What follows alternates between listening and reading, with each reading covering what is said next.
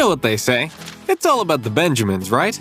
But when it comes to money in the United States, it's not the guy on the $100 bill we should credit. It's the guy on the $10 bill. Less than a year into the American Revolution, the aspiring nation's debts were piling up, with $2 million in loans from France alone. This new influx of cash helped the United States secure victory and independence. But when the dust settled, there were still debts to pay.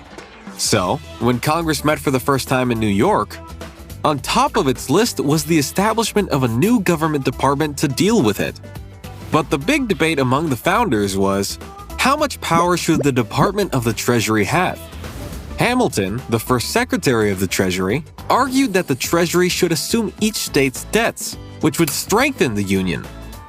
But Southern states, whose debts were minimal, weren't so keen on the idea. In the end, the two sides struck a deal.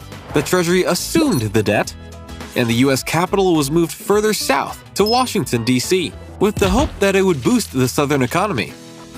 Under Hamilton's leadership, the Treasury set up the first national bank, built the first mint, where national currency was coined, and settled the country's debts with foreign governments.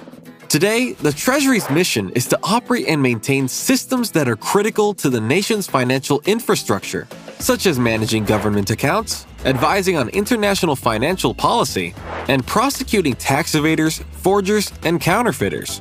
It's perhaps best known for the Internal Revenue Service, or I.R.S., which collects federal taxes that pay for government services and prosecutes tax evaders. With a headquarters in Washington, D.C. and around 95,000 employees, the department also manages the Bureau of Engraving and Printing. And you guessed it, no American has appeared on more bills than the OG Secretary of the Treasury, Alexander Hamilton. Why do you think the Department of the Treasury is important for the United States to function properly?